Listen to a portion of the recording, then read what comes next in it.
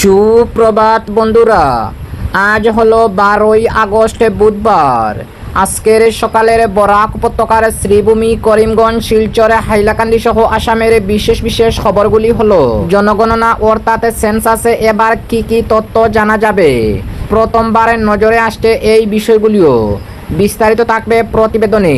নয়ডার পিজিতে অসমের তরুণীকে নৃশংসভাবে খুন, গড় থেকে রক্তাক্ত দেহ উদ্ধার, পলাতক অভিযুক্ত। অসমের ভয়াবহ বন্যায় প্লাবিত হয়ে বন্ধ হয়ে পড়েছে সব রাস্তাঘাট, চিকিৎসা না পেয়ে মৃত্যু হলো যুবকের। অবশেষে নৌকায় হলো শেষ যাত্রা। শ্রীভূমি, করিমগঞ্জ জেলার নীলামবাজার হাসপাতালের স্বাস্থ্য পরিষেবা উন্নয়নে তৎপর বিধায়ক আমিনুর রশিদ চৌধুরী। আগামী 15ই আগস্ট স্বাধীনতা দিবস উপলক্ষে শিলচর, কাছাড় জেলায় প্রশাসনের চূড়ান্ত প্রস্তুতি। চাকরি স্থায়ীকরণের দাবিতে এনআইটি শিলচরে মাস্টার্স রোল কর্মীদের অনশন এবং মুখ্যমন্ত্রীর ত্রাণ তহবিলে শিক্ষা প্রতিষ্ঠানের 10,000 টাকার অনুদান। তাহলে বিস্তারিত খবরে যাওয়ার আগে অবশ্যই ভিডিওটিতে একটি লাইক দিয়ে চ্যানেলটি সাবস্ক্রাইব করে পাশের বেল আইকনটি বাজিয়ে রাখবেন এবং ফেসবুক পেজে দেখে থাকলে পেজটি ফলো করে ভিডিওটি শেয়ার করবেন, যাতে সঠিক খবরগুলি সবার কাছে পৌঁছাতে পারি। এবার শুনুন আজকের খবরের বিস্তারিত। প্রথম খবর, জনগণনা অর্থাৎ সেন্সাসে এবার কি কি তথ্য জানা যাবে। প্রথমবার নজরে আসছে এই বিষয়গুলো। সেন্সাসে 2027 অর্থাৎ জনগণনায় সমগ্র দেশের জনসংখ্যা, পরিবার ও নাগরিকদের বিভিন্ন গুরুত্বপূর্ণ তথ্য সংগ্রহ করা হবে। জনগণনায় কি কি তথ্য চাওয়া হবে এবং কোন কোন বিষয় নথিভুক্ত করা হবে তার বিস্তারিত তালিকা প্রকাশ্যে আসছে। দেশ জুড়ে চলছে সেন্সাস অর্থাৎ জনগণনা 2027। এই গণনার মাধ্যমে রাজ্য তথা দেশের প্রতিটি পরিবার, নাগরিকের আর্থসামাজিক অবস্থার বিস্তারিত আর নির্ভুল তথ্য পাওয়া যায়। ভারতের রেজিস্ট্রার জেনারেল এবং সেন্সাস কমিশনার অফিসিয়ালের বিজ্ঞপ্তি অনুসারে এই প্রথমবার সম্পূর্ণ ডিজিটাল এবং মোবাইল অ্যাপের মাধ্যমে দুটি ভিন্ন পর্যায়ের তথ্য সংগ্রহ করে দেশের সার্বিক চিত্র তুলে ধরা হচ্ছে। জনগণনার ফলে কি কি বিষয় স্পষ্ট হবে তা দুটি পর্যায়ে ভাগ করা হয়েছে। প্রথম পর্যায় হলো দেশে বসবাসকারী প্রতিটি পরিবারের জীবনযাত্রার মান আর পরিকাঠামোগত সুযোগ সুবিধার কথাও জানা যাবে। দ্বিতীয় পর্যায়ে দেশে বসবাসকারী প্রতিটি ব্যক্তির ব্যক্তিগত, সামাজিক, অর্থনৈতিক অবস্থান নথিভুক্ত করা হবে। জনগণনার প্রথম পর্যায়ে 33টি প্রশ্নের মাধ্যমে গড় বাড়ি, মৌলিক সুবিধা, রান্নার ব্যবস্থা, ডিজিটাল অন্যান্য সম্পদের কথাও জানা যাবে। বাড়ির দেওয়াল, ছাদ ও মেঝে তৈরিতে ব্যবহৃত উপাদান যেমন কংক্রিট, কাঠ, খড় বা টিন, বাড়ির বর্তমান অবস্থা ভালো না জরাজীর্ণ এবং এটি নিজস্ব নাকি না বাড়াবাড়ি, পরিবারে বসবাসকারী মোট সদস্য সংখ্যা এবং বিবাহিত দম্পতির সংখ্যা, পানীয় জলের প্রধান উৎস এবং তা বাড়ির ভেতরে নাকি বাইরে উপলব্ধ, আলোর প্রধান উৎস বিদ্যুৎ, কেরাসিন বা অন্য কিছু এবং শৌচাগারের সুবিধা, তার ধরন, নোংরা জলের নিকাশির বা ড্রেনেজ ব্যবস্থা এবং আলাদা স্নানাগার আছে কিনা, রান্নাঘরের উপস্থিতি এবং রান্নার জন্য এলপিজি, পিএনজি গ্যাস কানেকশন রয়েছে কিনা, রান্নার প্রধান জ্বালানি এবং ওই পরিবারে প্রধানত কোন খাদ্যশস্য যেমন চাল বা গম খাওয়া হয়, পরিবারের রেডিও, টেলিভিশন, ইন্টারনেটের সংযোগ, ল্যাপটপ বা কম্পিউটার ব্যবহারের স্থিতি, স্মার্টফোন ব্যবহারের তথ্য এবং যাতায়াতের জন্য সাইকেল, স্কুটার, মোটরসাইকেল বা গাড়ি আছে কিনা। জনগণনার দ্বিতীয় পর্যায় এখনও শুরু হয়নি। এই প্রক্রিয়ায় শুরু হবে আগামী বছর অর্থাৎ 2027 সালের ফেব্রুয়ারি মাস থেকে। এই পর্বে দেশের নাগরিকদের ব্যক্তিগত, সামাজিক আর অর্থনৈতিক অবস্থান নথিভুক্ত করা হবে।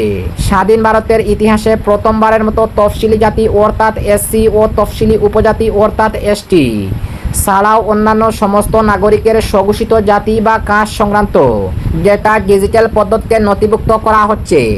প্রত্যেক নাগরিকের সঠিক বয়স, লিঙ্গ, বৈবাহিক অবস্থা, ধর্ম এবং মাতৃভাষা বা জানা অন্যান্য ভাষার বিবরণ, শিক্ষাগত যোগ্যতা, বিদ্যালয়ে যাওয়ার স্থিতি এবং পরিবারে কোনো বিশেষভাবে সক্ষম বা প্রতিবন্ধী ব্যক্তি আছে কিনা, নাগরিকের প্রধান পেশা, তিনি বছরে কতদিন কাজ পান, নাকি তিনি বেকার, সেই সম্পর্কিত নিখুঁত অর্থনৈতিক ডেটা, মানুষ কর্মসংস্থান বা অন্য কোনো কারণে নিজের জন্মস্থান ছেড়ে অন্য কোথায় স্থানান্তরিত হয়েছে কিনা এবং নারীদের প্রজনন ক্ষমতার হার।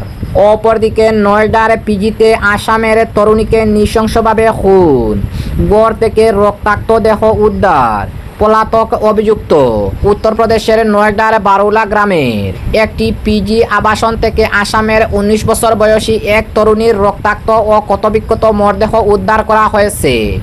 এ ঘটনায় গোটা এলাকায় চাঞ্চল্য ছড়িয়ে পড়েছে।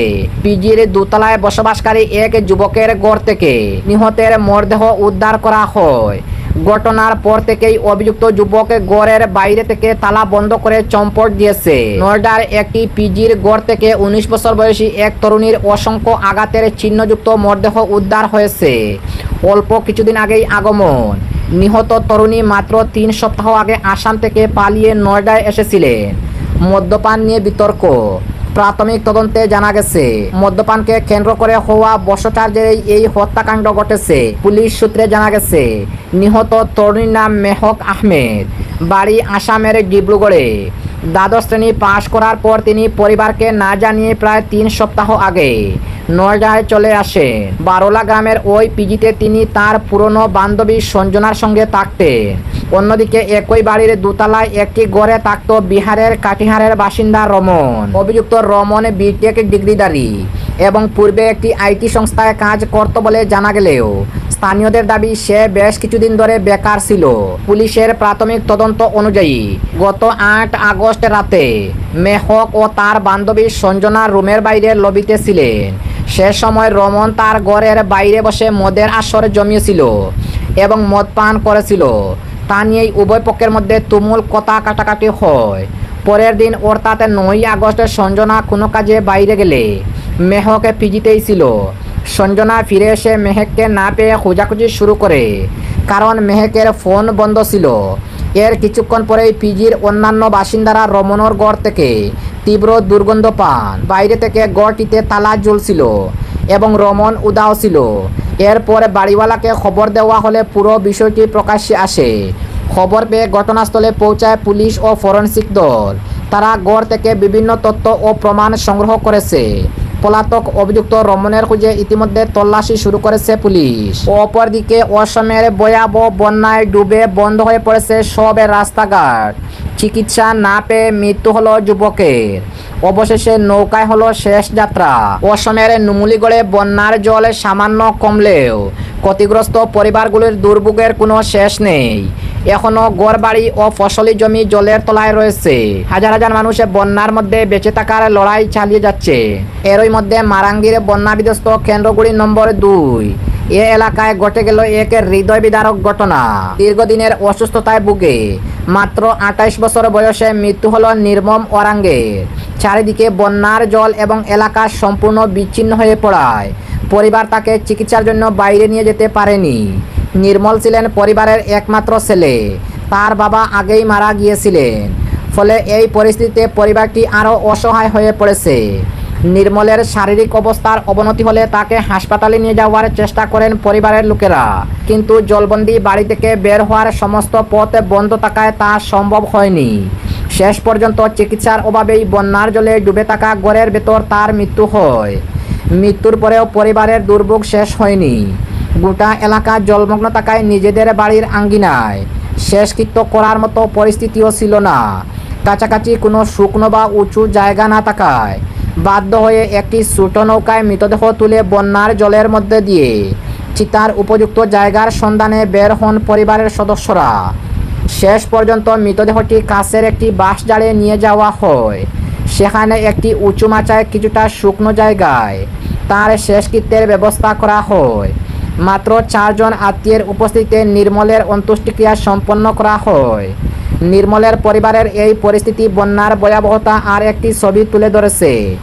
বন্যায় শুধু প্রাণহানি নয়, জলবন্দি অবস্থায় শেষ বিদায় জানানোর ন্যূনতম সুযোগ থেকেও বঞ্চিত হতে হচ্ছে ক্ষতিগ্রস্ত পরিবারগুলিকে। তবে নির্মলের পরিবারের কাছে এই বন্যা সব কিছুই কেড়ে নিয়েছে। জীবনের সবচেয়ে কঠিন সময়ে শেষ বিদায় জানানোর ন্যূনতম সুযোগটাও পায়নি তারা। এই প্রতিবেদন লেখা পর্যন্ত আসামের বন্যায় মৃতের সংখ্যা বেড়ে দাঁড়িয়েছে 101 জন এবং এখনও বেশ কয়েকজন নিখোঁজ রয়েছে। সবচেয়ে ক্ষতিগ্রস্ত শিবসাগর জেলার বিস্তীর্ণ এলাকা এখনও বন্যার জলে প্লাবিত রয়েছে। অপরদিকে শ্রীভূমি করিমগঞ্জ জেলার নীলামবাজার হাসপাতালের স্বাস্থ্য পরিষেবা উন্নয়নে তৎপর হয়ে উঠলেন বিধায়ক আমিনুর রশিদ চৌধুরী। নির্বাচনী এলাকার মানুষের স্বাস্থ্য পরিষেবার মান উন্নয়নে বিশেষ গুরুত্ব দিয়ে নিলামবাজার মডেল হাসপাতাল পরিদর্শন করলেন দক্ষিণ করিমগঞ্জের বিধায়ক আমিনুর রশিদ চৌধুরী। মঙ্গলবার একাধিক সরকারি ও জনসংযোগমূলক কর্মসূচির ব্যস্ততার মধ্যে হাসপাতালের সার্বিক পরিস্থিতি সরজমিনে খতিয়ে দেখেন তিনি। দীর্ঘদিনের সমস্যা, পরিকাঠামোগত ঘাটতি এবং চিকিৎসা পরিষেবার মান উন্নয়নের দাবিকে সামনে রেখেই এই পরিদর্শন করা হয়। নিলামবাজার হাসপাতাল পরিদর্শনের সময় বিধায়কের বহির্বিভাগে বিভিন্ন ওয়ার্ড এবং রোগীদের জন্য থাকা সুযোগ সুবিধা পর্যবেক্ষণ করেন। চিকিৎসক, নার্স, স্বাস্থ্যকর্মী এবং অন্যান্য কর্মীদের সঙ্গে কথা বলে পরিষেবার বর্তমান পরিস্থিতি সম্পর্কে অবহিত হন। পাশাপাশি চিকিৎসা নিতে আসা রোগী এবং তাদের পরিজনদের সঙ্গে কথা বলে বিভিন্ন সমস্যা ও প্রত্যাশার কথাও শুনেন তিনি। পরিদর্শন শেষে এসডিএম, স্বাস্থ্য বিভাগের আধিকারিক এবং হাসপাতাল কর্তৃপক্ষের সঙ্গে দীর্ঘ বৈঠকে বসেন বিধায়ক আমিনুর রশিদ চৌধুরী। বৈঠকে চিকিৎসা সরঞ্জামের প্রাপ্যতা বৃদ্ধি, প্রয়োজনীয় চিকিৎসক ও স্বাস্থ্যকর্মী নিয়োগ, হাসপাতালের পরিকাঠামো সম্প্রসারণ, পরিচ্ছন্নতা, রোগীদের বসার ব্যবস্থা, পানীয় জলে বিদ্যুৎ এবং অন্যান্য মৌলিক পরিষেবার উন্নয়ন নিয়ে বিস্তারিত আলোচনা হয়।